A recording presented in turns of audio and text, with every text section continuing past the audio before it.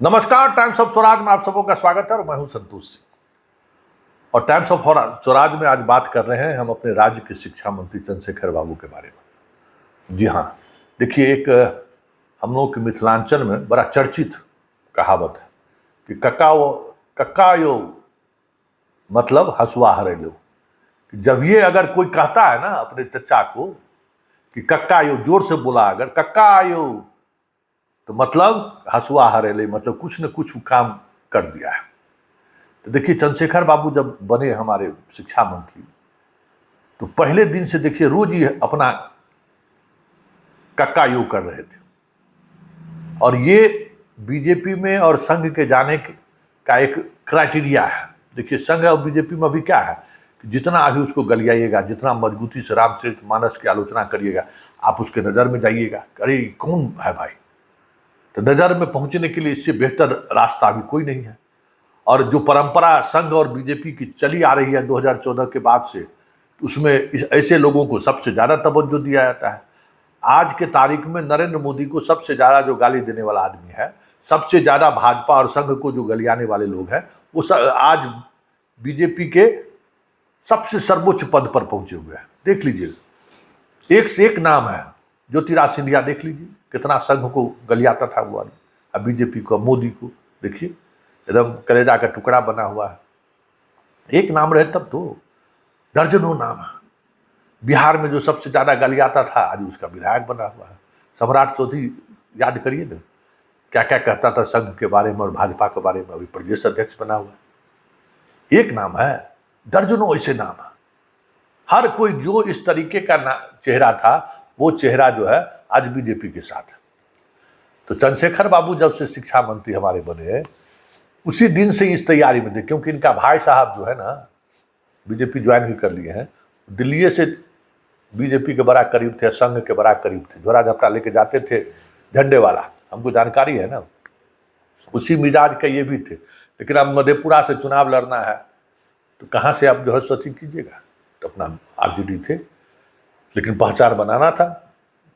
शिक्षा मंत्री रहते हुए पहचान बनाते तो कोई पहचानता? कोई नहीं पहचानता। तो चल दिए रामचरितमानस का ढोल पीटने। रामचरितमानस देखे कितना बबेला मचा। मोदी तक सूचना चल गया कि कोई आरजेडी का विधायक है जो रामचरितमानस पर एकदम पूरा प्रवचन देता है, संघ के बारे में इस तरीके का ख्याल रखता है। उसी दिन से दोनों तरफ से कोशिश चल रहा है कि चल आजा बेटा, आजा आजा, तेरे ही जैसे वीर पुरुष की तो जरूरत है बीजेपी और संघ को। जो सबसे ज्यादा पानी पी पी के गलियाता है, उसी को बुला कर हम अपने वॉशिंग मशीन में धो देते हैं। तो सबसे पहले इनके बड़े भाई साहब पिछले ही महीने बीजेपी ज्वाइन किए हैं, और आत्म परिवर्तन की बात उसी दिन से कर रहे हैं कि मेरा भाई का भी आत्म परिवर्तन होगा ही होगा। तो आत्म परिवर्तन का प्रोसेस तो कक्का यो हसुआ हरे ले वह समय से शुरू थे। तो देखिए चीजें कैसे बदलती हैं। उस बयान पर लालू यादव भी नाराजगी व्यक्त किए, नीतीश भी नाराजगी व्यक्त किए, लेकिन हाईलाइट होना था, हो गए। अब उसके आधार पर ये अपना शिक्षा विभाग में महंथई शुरू किए, जिसके बारे में पाठक कहा ना कि टपेगा तो जेल भेज देंगे। इनका जो पीएस है, जिसके कारण पूरे बिहार के मंत्रियों का पीएस का अधिकारी छीन लिया गया। वो पीएस के माध्यम से बहुत सारी चीज़ खेला होना शुरू हो गया, और खेला इस स्तर पर होना शुरू हो गया कि मदरसा बोर्ड के मामले में तो सीएम के यहाँ पंचायती हो रही, इसमें ये एक्सपोज हो गए। जो सीएम के आवास पर जो बैठक हुई, जिसमें के पाठक को भी बुलाया गया, इनको भी बुलाया गया, ललन सिंह भी थे, मुख्यमंत्री थे, सबके सामने वो पंचायत हुआ कि भाई के पाठक जी क्यों इनको आप इस तरीके से कर रहे हैं। तो के पाठक पूरा फाइलें लेके गया हुआ था कि देखिए क्या कर रहे हैं, सो अब हम क्या करें, सो हमको कहिए। ये लज्जित होकर वहाँ से निकल आए। अब इनके पास कोई गुंजाइश ही नहीं था। लालू यादव बुलाए, लालू यादव भी इनको बढ़िया से क्लास लिए। अब इस बार जो है सो आरजेडी का फॉर्मूला अलग है, जो करेगा सो जेल जाएगा, लेकिन बाकी चीज हमको होने रहना चाहिए। ये नहीं है कि सबका पाप के भागीदार हम होंगे। खाया पिया पूरा राजद का शासनकाल का तमाम लोग, और जेल कौन गया? तो लालू यादव। केस कौन झेल रहा है? लालू का परिवार। अब माल को एगो लालू परिवार मारा था, तो इस बार लालू परिवार एकदम सचेत है कि सब कुछ तय हिस्सेदारी के सहारे होना चाहिए, एकदम पारदर्शिता के साथ सब काम होना चाहिए। उसमें भी फंस गए। बहुत सारा फाइल ऐसा था जो लालू आवास को मालूम ही नहीं था कि फाइल भी वहाँ मूव हुआ है, और ऐसे ऐसे उस पर सुनते हैं कि बड़ा खेला हुआ है। लालू यादव दिया जमा था, कहा कि नहीं के पाठक बना रहेगा, इसको सुधारना जरूरी है। सुधार रहे थे, चुप रहे, 23 दिन रहे, ऑफिस नहीं गए, लेकिन थक हार कर फिर गए ऑफिस। उनको लगा कि हम जो साइन नहीं करेंगे ना तो कोई मामले का डिस्पोजल ही नहीं होगा। वो सीधे वहाँ से फाइल जाने लगा चीफ सेक्रेटरी के पास, सब फाइल स्वीकृत स्वीकृत स्वीकृत। मंत्री साहब घरे बैठल रह गए, अंत में निराश होकर लौटे मंत्रिमंडल में, मतलब अपने ऑफिस में आना शुरू किए। कल शिक्षक दिवस था, मौका उनको मिला तो उतार दिए। अब बताइए, कॉन्ट्रैक्ट पर बाहर जो अभी एजेंसी, अलग अलग एजेंसी को दिया गया है कि जल्दी हमको शिक्षक दीजिए, कई राज्यों, मुंबई, यूपी, कई राज्यों की एजेंसी है। अब कह रहे हैं कि उसमें बड़ा घोटाला हो रहा है। 1 तारीख से तभी शुरू हुआ है और घोटाला भी शुरू हो गया, इनको घोटाला भी नजर आना शुरू हो गया। समझ जाइए, खेला यही नहीं है, खेला तो तब हो गया जब जो कुछ कहना था पाठक के बारे में कह के शाम में चले गए राज्यपाल से मिलने के लिए, और राज्यपाल साहब से आधे घंटे तक मिले। मोहब्बत थोड़ी हुआ होगा। जिस तरीके से कक्का यो हंसुआ हरैले, उसी तरीके से जदयू और राजद की तरफ से जो भी राजभवन गया, वॉशिंग मशीन में धुला के तीसरे दिन बीजेपी में शामिल हो गया। जीतन राम मांझी को याद कीजिए किस तरीके से हुआ था, पूरा खेला हुआ। जीतन राम मांझी करते उच्च शिक्षा के, हम डेवलपमेंट के बारे में, उच्च शिक्षा बेहतर हो इसके लिए हम गए थे राज्यपाल से मिलने के लिए। 48 घंटा में रिजल्ट आ गया ना, हम चले गए बीजेपी के साथ। तो कहा यह जा रहा है कि कल ये भी गए थे वॉशिंग मशीन में धुलाने के लिए कि मधेपुरा लोकसभा क्षेत्र से हमको टिकट मिलेगा तो हम छोड़ सकते हैं। बात हुआ है, ऊपर चल रही है, हाँ चलिए मधेपुरा में उनको उम्मीदवारों नहीं है, कहाँ से उम्मीदवार लाएंगे? बीजेपी को उम्मीदवार मिलेगा मधेपुरा, सुपौल और झंझारपुर में। बिहार का 50% कंस्टिट्यूंसी ऐसा है लोकसभा का जहाँ इनको उम्मीदवार नहीं मिलेगा। मतलब उम्मीदवार, मतलब लड़ने, उम्मीदवार का मतलब क्या हो? लड़ने वाला उम्मीदवार जो क्षेत्र में मजबूती के साथ डटा रहा हो 10 बरस, ऐसा उम्मीदवार मिलने वाला नहीं है। तो प्रदेश अध्यक्ष को भी कोई दिक्कत नहीं है, एक ज़्यादा नेता मिल जाएगा उनको, लालू और नीतीश को गलियाने के लिए। सेंट्रल को भी यही चाहिए।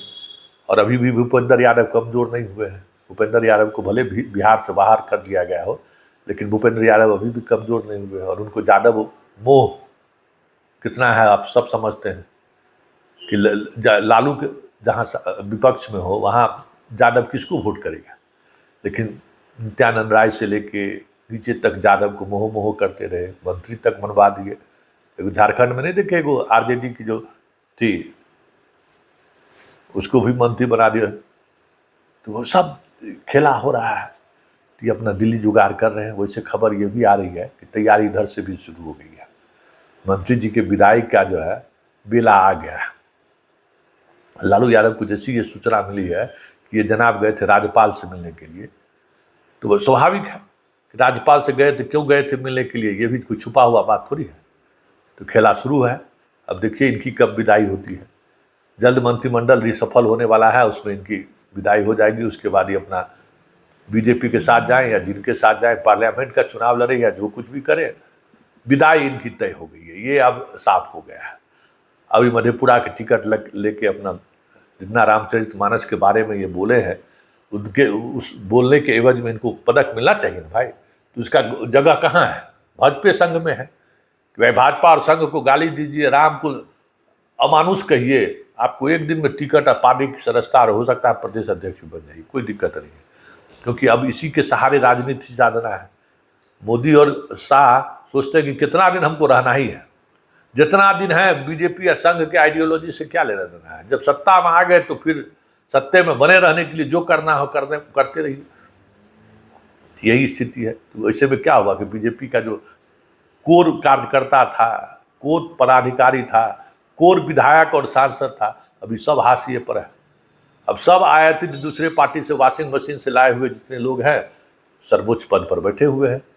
और उनको बड़ी जिम्मेवारी देखे ना, AK एंटोनी का बेटा आया सीधे राष्ट्रीय प्रवक्ते बना दिया। बताइए, उस संघ के दिन भर पानी पी के गाली देता था RSS को और बीजेपी को, अब पार्टी में शामिल कराए और इक्केवार राष्ट्रीय प्रवक्ता, मतलब नीचे कुछ कहने की जरूरत ही नहीं है, सीधे राष्ट्रीय प्रवक्ता।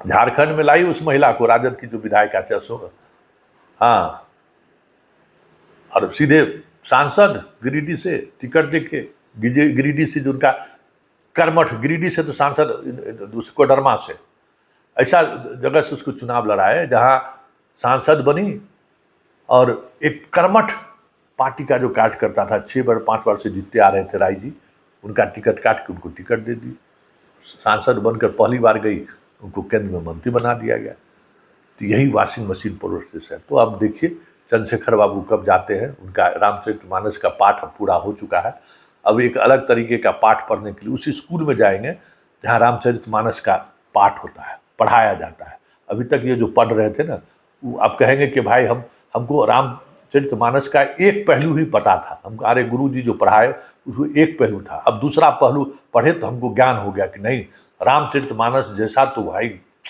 कोई धर्म ग्रंथ है ही नहीं। चलिए यही राजनीति है और इसी राजनीति को समझने की जरूरत है। आगे आगे होता है क्या देखिए, लेकिन इतना तय है कि शिक्षा विभाग में जो चीज़ें चल रही हैं, खेला हो भी, अभी बहुत कुछ होना बाकी है। देखिए आगे आगे होता है क्या। और ये तय है कि राज्यपाल से मुलाकात इनके मंत्रिमंडल से बर्खास्त की या हटाए जाने का राह प्रशस्त हो गया। ये बातें अब खुलकर कह सकते हैं कि चर्चा भी होनी शुरू हो गई।